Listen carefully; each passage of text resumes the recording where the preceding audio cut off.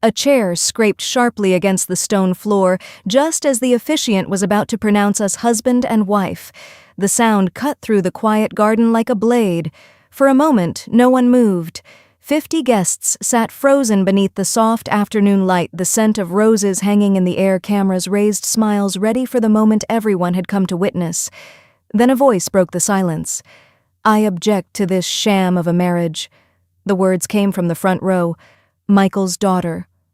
Lauren stood slowly, her face pale, but her voice loud enough for every guest in that botanical garden to hear. She pointed straight at me. "That woman," she said, "is a gold digger who preyed on my father after my mother died?" A collective gasp rippled through the crowd. Michael's brother shot to his feet. The officiant stammered, trying to restore order. Somewhere behind us, I heard a woman whisper, "Oh my God, is this really happening?" And in that moment, standing there in my wedding dress with 50 pairs of eyes watching me, I did something no one expected. I didn't defend myself. I didn't argue. I simply stood there in silence, because I had just realized something far more disturbing. Lauren wasn't acting alone, and the person who pushed her to destroy my wedding was someone my husband had tried to escape years earlier. My name is Rebecca Hall. I'm 50 years old, and the day I married the man I loved became the most humiliating moment of my life. But before I tell you how everything unfolded, take a second to subscribe to the channel and tell me where you're watching from in the comments. I always love seeing how far these stories travel, because what happened after that moment didn't just break a wedding, it revealed a betrayal that had been growing quietly for months. She arrived with her boyfriend Daniel and took a seat in the front row on Michael's side. For a moment, I felt a wave of relief. She was here. I told myself that meant something.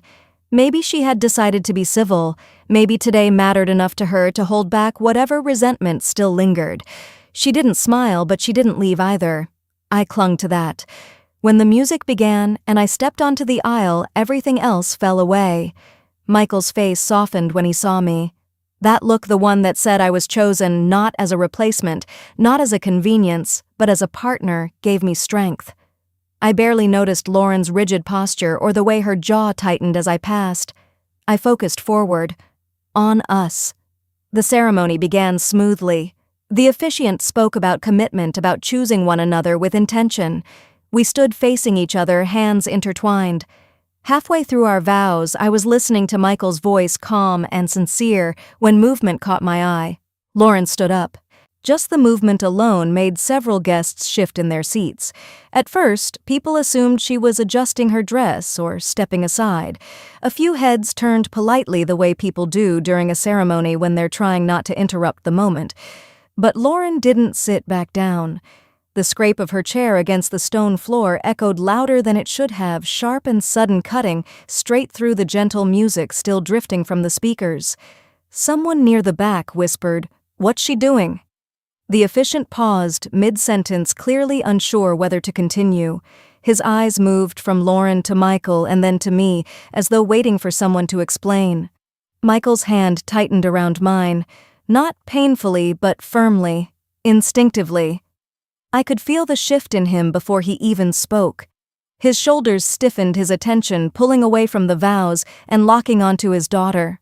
Lauren stood completely still for a moment, breathing hard as if gathering momentum. A few guests lifted their phones without even realizing it. Others leaned forward in their chairs. One woman covered her mouth with her hand. The garden had gone silent. Not the peaceful silence from earlier in the ceremony, the charged kind, the kind that spreads through a crowd when everyone senses something is about to go wrong. The officiant cleared his throat softly. "Is everything all right?" he asked. Lauren didn't answer him. She was staring directly at me. At first, I thought something was wrong, that she felt unwell, that maybe she needed help. The officiant paused, clearly startled, and asked if everything was all right. Lauren didn't answer him. She looked straight at me. "I object to this sham of a marriage." The words hit the space between us like shattered glass. A collective gasp rippled through the guests. The officiant tried to interject, reminding her that objections weren't appropriate, but she ignored him. Her voice grew louder, sharper, fueled by something that had clearly been waiting for this moment. She turned toward the crowd and unleashed everything. She called me manipulative, a gold digger. She accused me of sleeping my way into Michael's life, of using his grief and vulnerability to secure a comfortable future for myself. She shouted that I was trying to erase her mother, to cut her out of her own family, to steal what was rightfully hers. Each word landed harder than the last, tearing through the carefully constructed calm of the ceremony. I stood there frozen, my face burning, my heart racing so loudly I could barely hear anything else. Michael tried to stop her. He called her name, his voice strained with shock and pain, but she talked over him, her voice rising almost hysterical now. Then she said it. She screamed that everyone there was disrespecting her late mother by allowing this wedding to happen, that Eleanor would be ashamed of all of us for failing to protect Michael from me, that her memory was being trampled for the sake of convenience and selfishness. That was when security moved in along with Michael's brother, who had already jumped to his feet. Lauren fought them, flailing and yelling as they tried to guide her away. Even as she was being dragged out, she kept shouting accusations at me, at her father, at the guests, claiming betrayal, injustice, moral failure. It felt unreal, like watching a nightmare unfold from inside your own body. By the time she was removed from the ceremony area, entirely silence had settled over the garden. A thick, suffocating silence. I was shaking. I couldn't stop. Michael looked devastated, furious, heartbroken all at once. The officiant asked quietly if we wanted to continue. We did. I don't know where the strength came from, but Michael squeezed my hands, grounding me, reminding me that what we were doing still mattered. We finished our vows. We exchanged rings. The applause that followed was hesitant at first, then warmer as guests tried to show support. Smiles were strained. Eyes were glassy. The joy we had imagined was gone, replaced by something heavier, but the commitment remained. For a few moments after the ceremony ended, the garden didn't sound like a celebration at all. Instead of laughter and clinking glasses, there were quiet murmurs, low conversations drifting through the rows of chairs as guests tried to process what they had just witnessed. A few people stood awkwardly, unsure whether they should approach us immediately or give us space. One of Michael's cousins leaned toward another guest and whispered something I couldn't quite hear, though I caught the words "that poor woman" and realized she meant me. Another guest quietly lowered her phone, the screen still glowing from a recording she probably never expected to make at a wedding. The officiant stepped aside to give us a moment, adjusting his glasses and glancing toward the gate where Lauren had been escorted out. Even he looked shaken. Michael's brother approached first.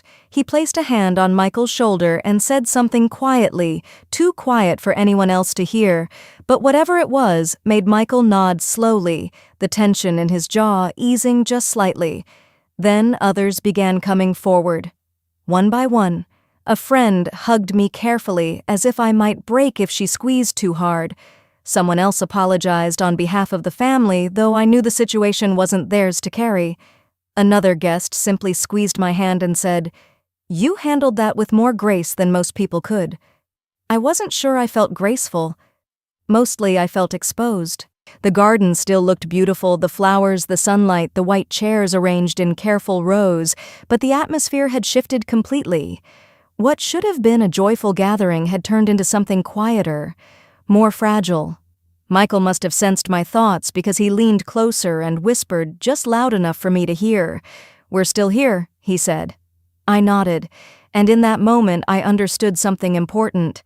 The wedding we had imagined might have been disrupted, but the choice we had made to stand together was still intact.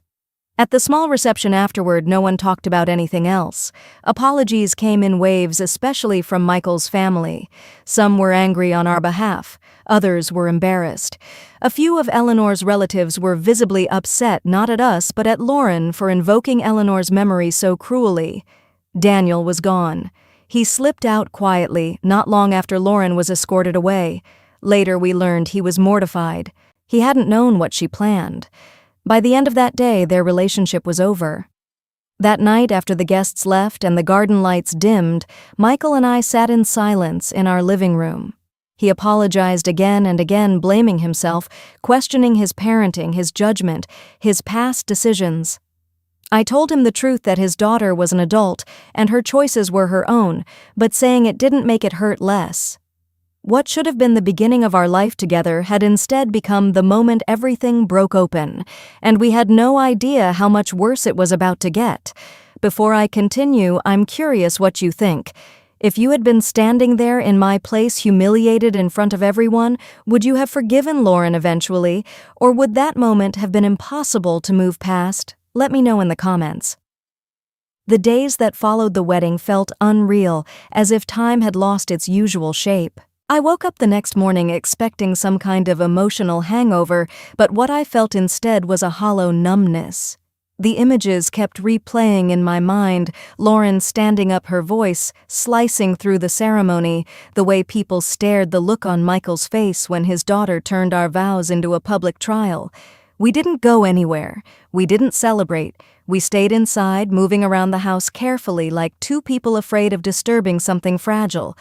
Michael barely slept. I could hear him pacing at night, stopping occasionally as if he were about to call Lauren, then thinking better of it. Neither of us knew what to say to her. I wasn't even sure what I would feel if she called anger, sadness, or something worse. The messages started coming in quietly at first. Texts from friends checking in. Voicemails from relatives apologizing on Lauren's behalf. Everyone had seen it. Everyone had an opinion. Some were supportive, some were awkwardly neutral, and a few were clearly trying to understand how things had gone so wrong so publicly. I answered when I had the energy. Most of the time I didn't.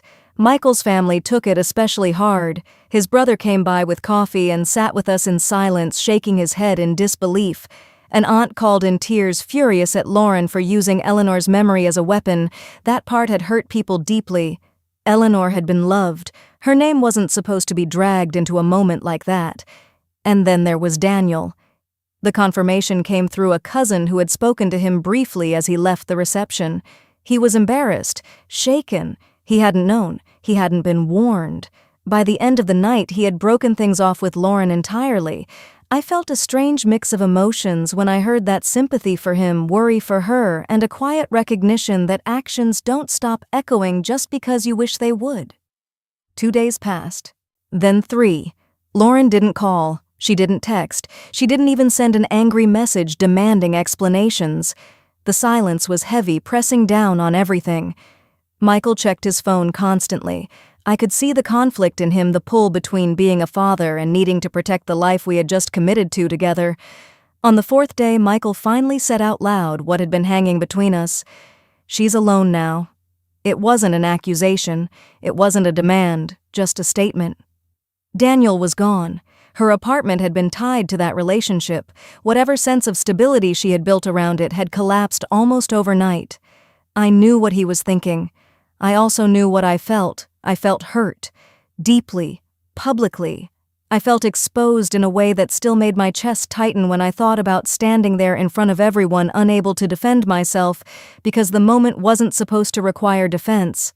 I felt angry that my kindness had been repaid with cruelty, and beneath all of that, I felt wary. Michael and I talked late into the night again, like we had on our wedding night. He questioned himself endlessly. Had he missed signs? Had he let things fester by trying to keep the peace? I reminded him gently, firmly, that responsibility doesn't erase boundaries. Loving someone doesn't mean accepting anything they do. Still, the silence dragged on. By the end of the week, word had spread further than we expected. Someone had posted about the incident online, not with names, but with enough detail that anyone who'd been there would recognize it. Strangers weighed in. Some sided with the daughter. Others condemned her behavior. I didn't read much of it.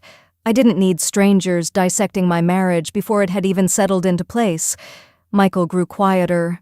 The anger he'd felt initially dulled into something heavier: guilt, layered with grief.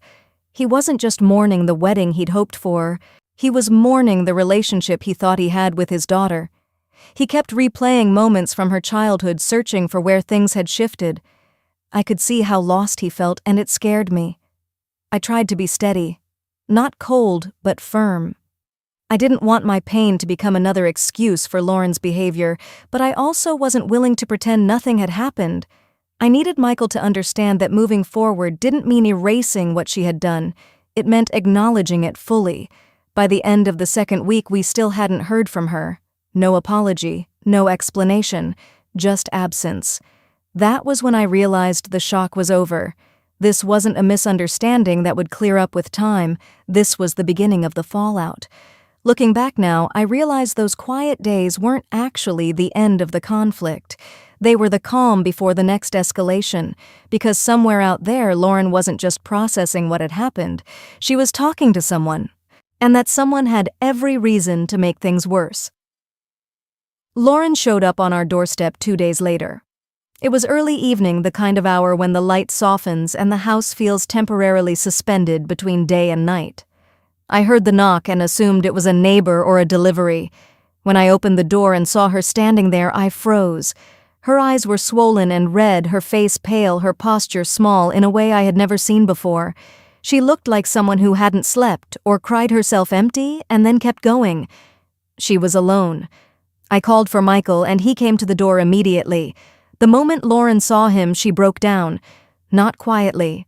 She cried hard words tumbling over each other as she begged us to let her come inside, to let her stay, to please not shut the door on her now.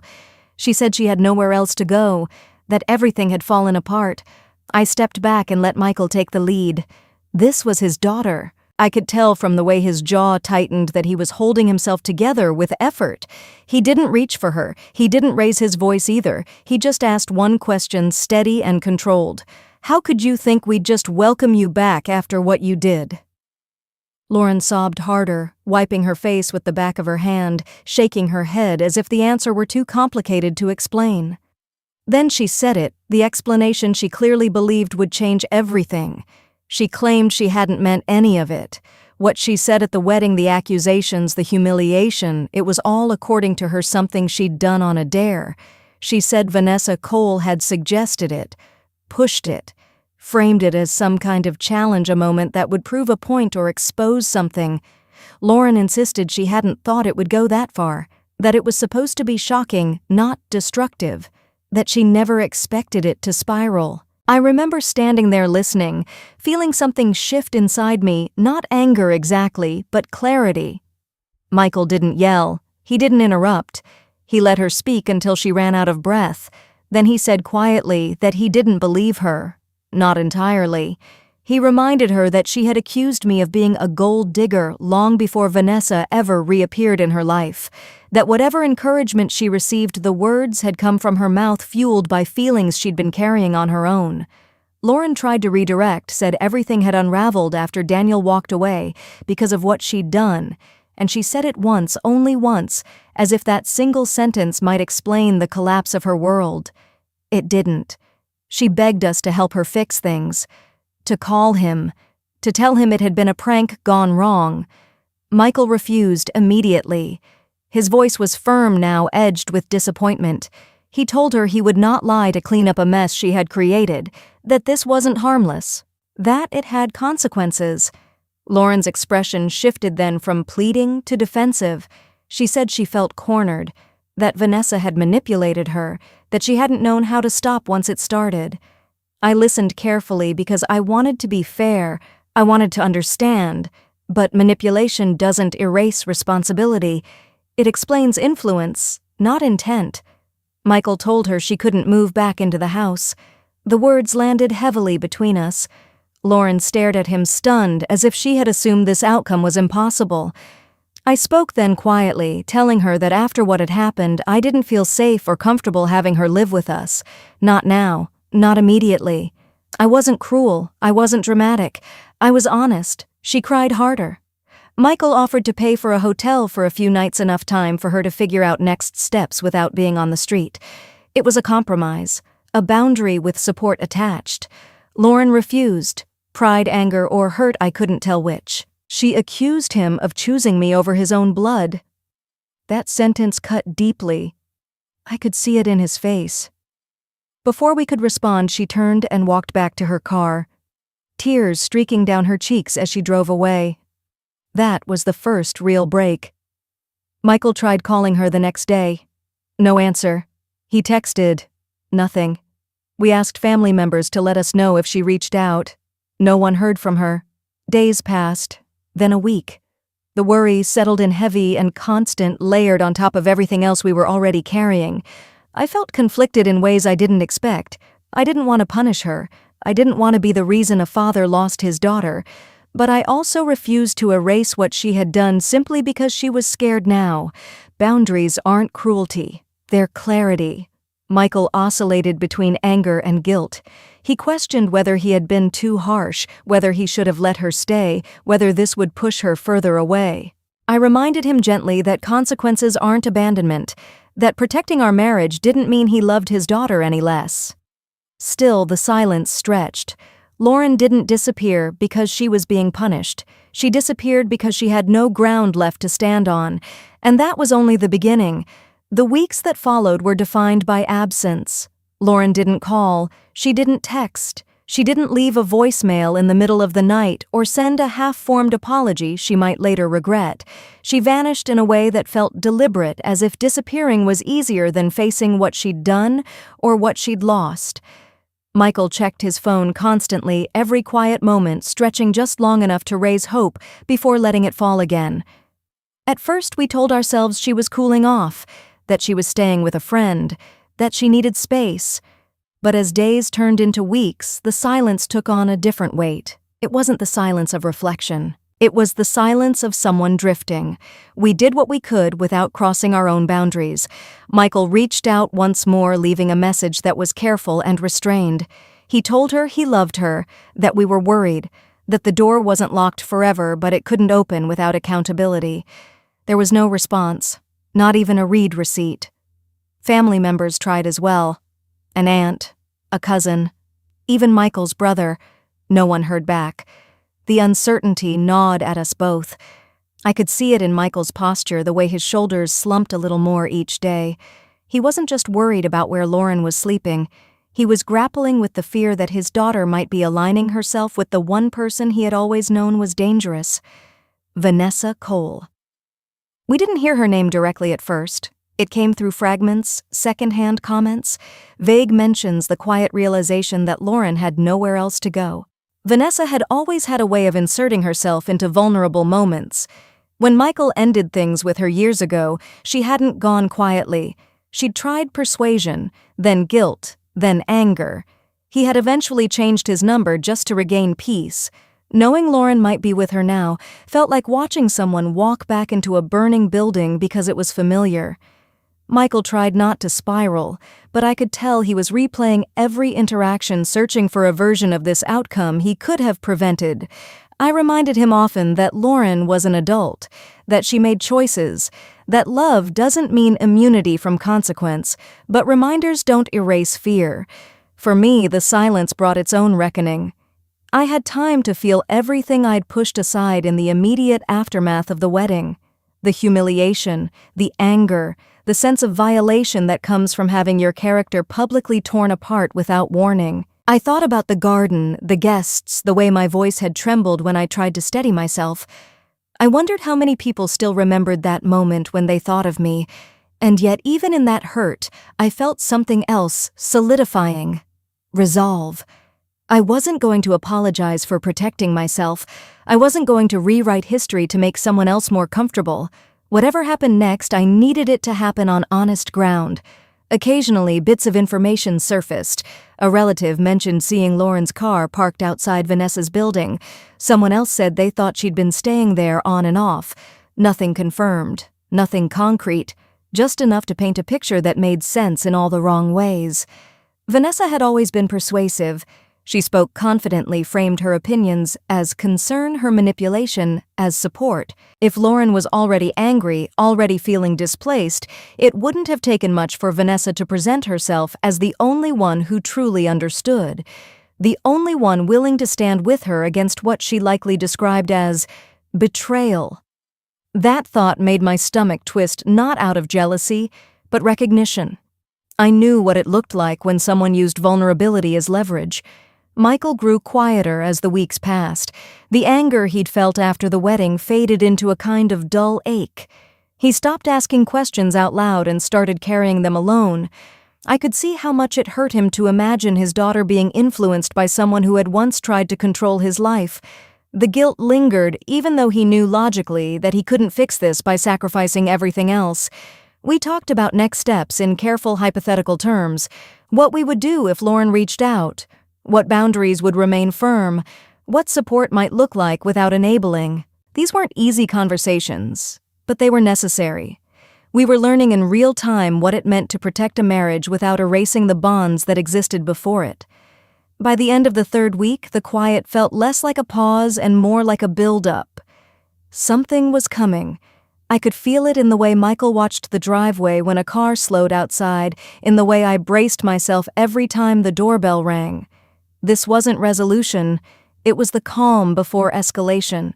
And sometimes when stories reach this point, I wonder what you would do, where you draw the line between compassion and self-respect. The knock came late in the evening, sharp and insistent, the kind that doesn't belong to neighbors or deliveries. I remember the exact second it happened because both Michael and I looked up at the same time. We hadn't said it out loud, but we had both been expecting something like this. Silence, after all, rarely ends quietly. When I opened the door, Lauren was standing there. And she wasn't alone. For a brief second, my mind struggled to understand what I was seeing. Lauren looked smaller than I remembered, her shoulders slightly hunched, her eyes flicking toward the ground instead of meeting mine. But the woman beside her looked perfectly at ease. Vanessa Cole stood half a step ahead of Lauren, as if she had naturally taken the position of spokesperson before anyone even asked her to speak. Her posture was relaxed, confident, too confident. She gave a small smile when our eyes met, the kind of smile that pretends to be polite, but carries something colder underneath. Behind me, I heard Michael approaching from the hallway. The moment he reached the doorway and saw Vanessa, his entire body went rigid.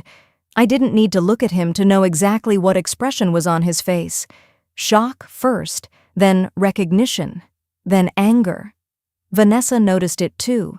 Her smile widened slightly, as if she had been expecting that reaction and found it amusing. Lauren shifted awkwardly beside her, twisting her fingers together. She looked like someone who had already regretted coming but didn't know how to leave. For several long seconds, none of us spoke. The silence felt deliberate, almost strategic. Vanessa let it stretch just long enough to make the moment uncomfortable before she finally broke it. "Well," she said lightly, glancing between Michael and me. "This is awkward." Michael joined me at the doorway, his body stiffening the moment he saw Vanessa. His voice was cold when he asked what she was doing there. Vanessa answered easily, as if this were a perfectly reasonable reunion, saying she was only there to support Lauren. That word support hung in the air, hollow and practiced. She didn't waste time. Vanessa announced that they were there to inform us that Lauren intended to take legal action. She said it calmly, confidently, as though she were reading from a script she had rehearsed. According to her, the emotional distress Lauren had suffered as a result of our marriage, and particularly the events surrounding the wedding, had caused severe psychological harm. Vanessa claimed that I had deliberately destabilized Lauren's life, alienated her from her father, and replaced her mother in a way that constituted emotional abuse. For a moment, I honestly thought she was joking. Michael didn't laugh. He stared at Vanessa, incredulous, then angry. He told her the accusation was absurd, that Lauren had created the scene, not us, that no one had forced her to stand up and say what she said. Vanessa responded by raising her voice just slightly enough to sound authoritative without tipping into hysteria. She talked about courts, about optics, about how juries sympathize with children, especially daughters, especially when grief is involved. It was theatrical, calculated, and completely disconnected from reality.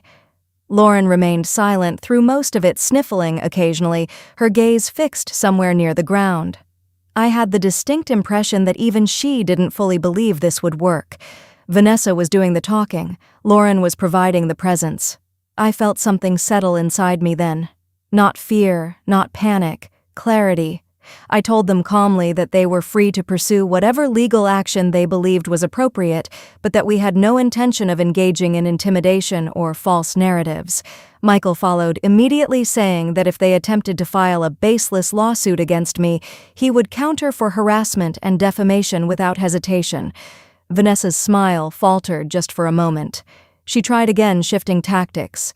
She accused Michael of abandoning his late wife's legacy. She said he had chosen convenience over loyalty, wealth over family.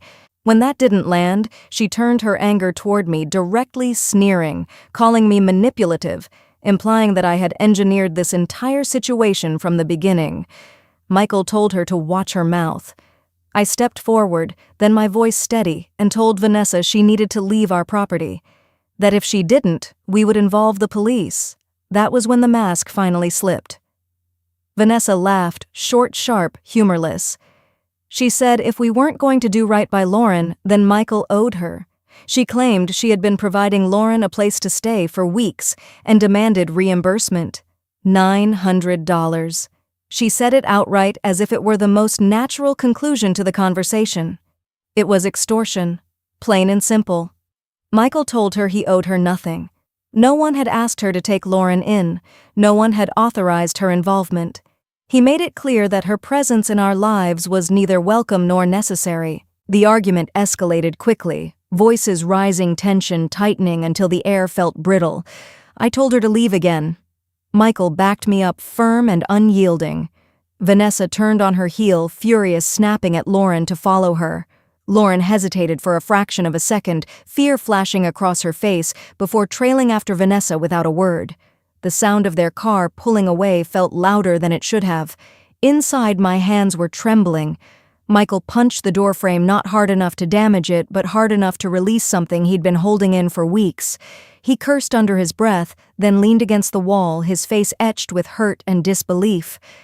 That was the moment we both understood. This wasn't about reconciliation. It wasn't even about Lauren anymore. This was about control, and whatever came next was going to be worse before it got better. That night, the house felt strangely unfamiliar. Not physically, the furniture was the same. The lamps cast the same warm light across the living room, but the emotional atmosphere had shifted in a way that made everything feel slightly off balance. Michael sat at the kitchen table long after midnight, a mug of coffee growing cold in his hands. He wasn't drinking it. He was staring at it. Every now and then he would run a hand across his forehead, the way people do when they're trying to push away a thought that refuses to leave. I sat across from him, watching quietly. Neither of us felt like turning on the television or filling the silence with conversation that would only circle back to the same questions. Instead, we sat with the reality of what had just happened. Finally, Michael spoke. I should have seen this coming. His voice was calm, but there was a weight behind it. I shook my head. No one expects manipulation to arrive wearing the face of someone they used to trust. He looked up at that. For a moment, his expression softened the tension around his eyes, loosening just enough to show how exhausted he really was. I keep thinking about Lauren, he admitted, about how angry she looked that day in the garden. Anger, but also fear. I had seen it too. Fear disguised as certainty.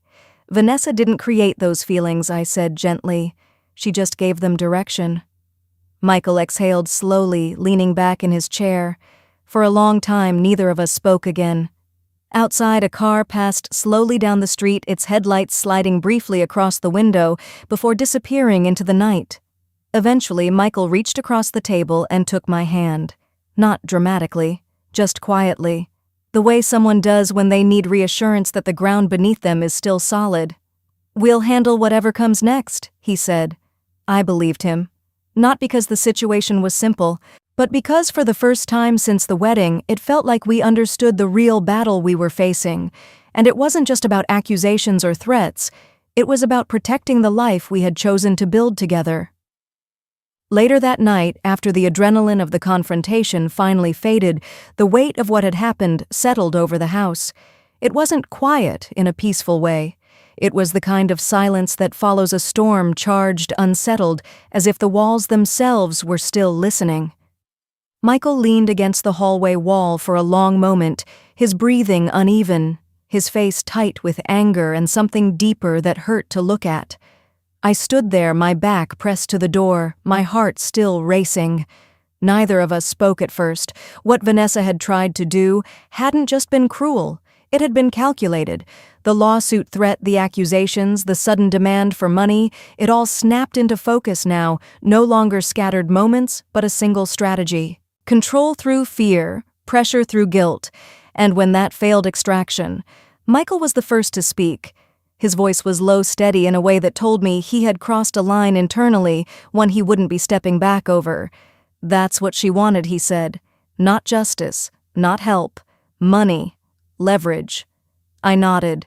There was no point pretending otherwise anymore. The legal talk had been a bluff from the beginning, designed to intimidate us into giving something, anything, to make the problem go away. When we didn't panic, Vanessa had dropped the pretense entirely. That was the moment she exposed herself. Michael paced the living room, slowly running a hand through his hair.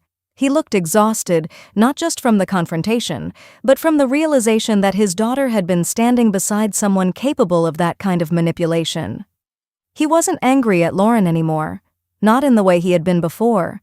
The anger had shifted.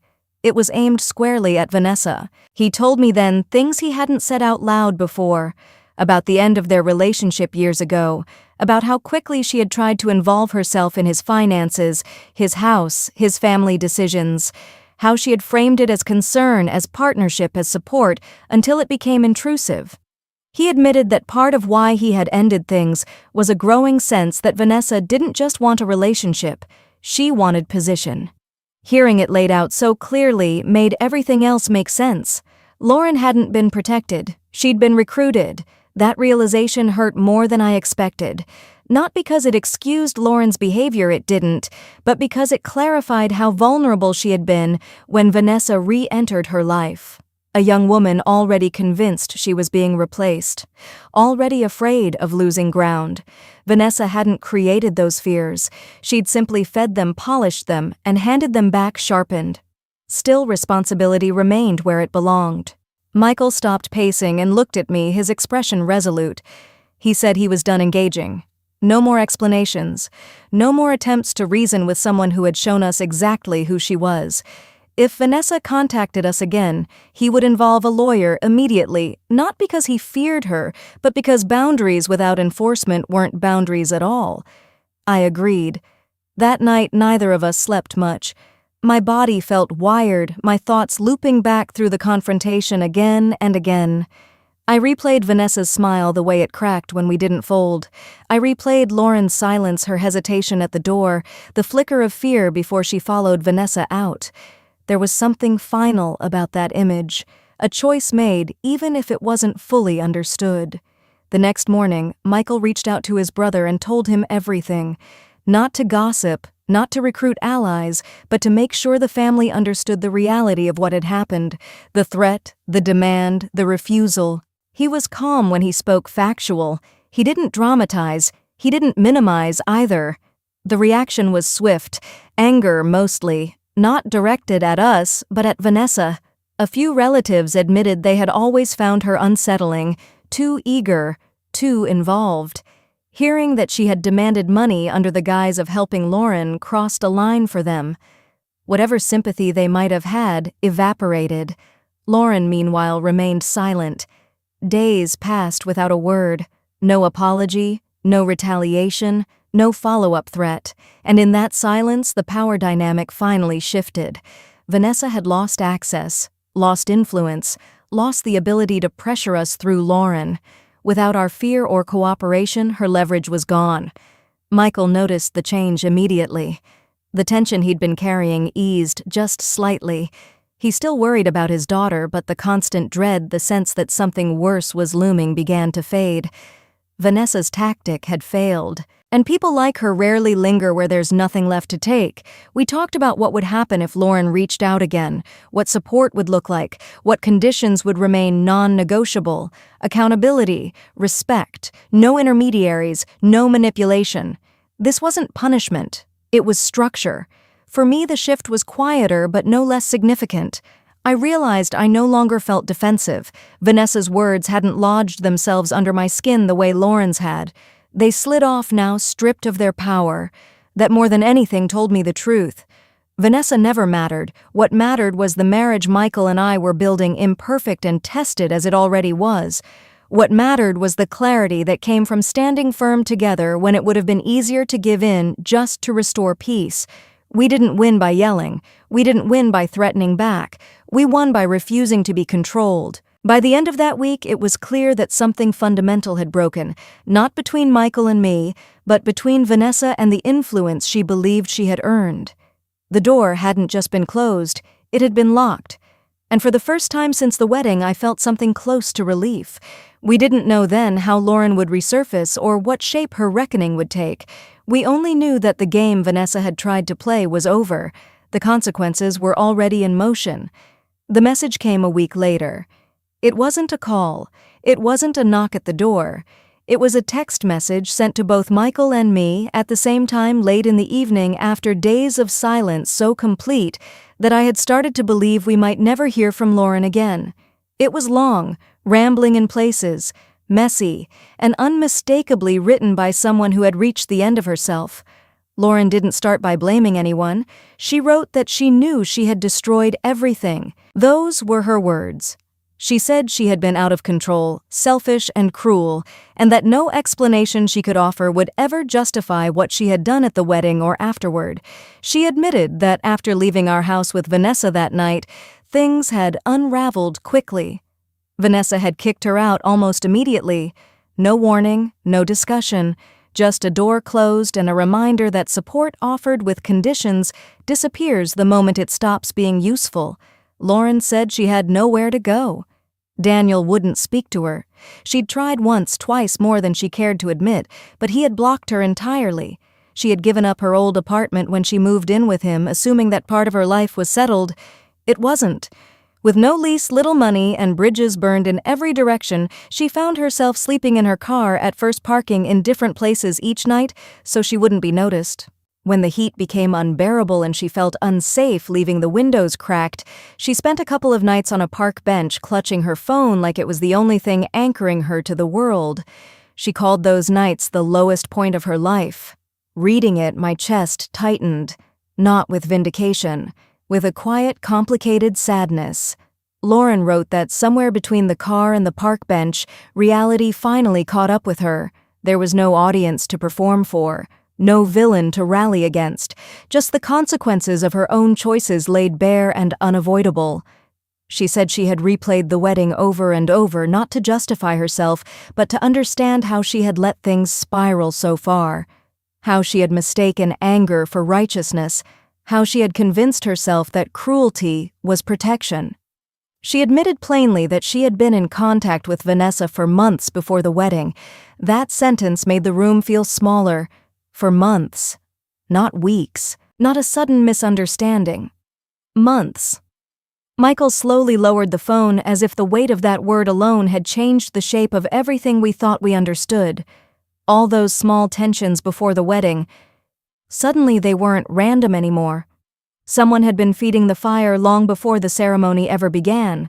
That it hadn't started as manipulation, just conversations, shared resentment, mutual suspicion, but that over time, Vanessa had fed her fears, steadily reinforcing the idea that I was a threat, that her father was being taken advantage of, that she needed to act before it was too late.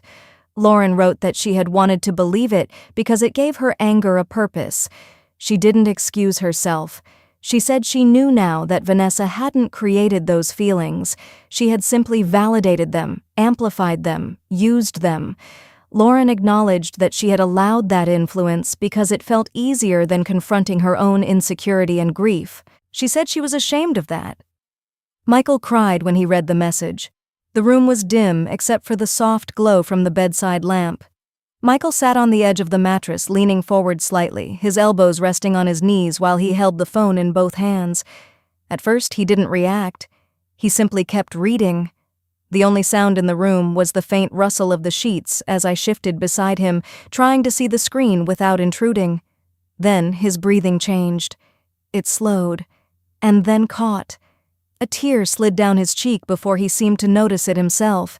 He wiped it away quickly with the side of his hand, but another followed almost immediately. For weeks he had been holding himself together through anger, frustration, and confusion, trying to make sense of a daughter who suddenly felt like a stranger. Now the wall he had built around those emotions was finally cracking.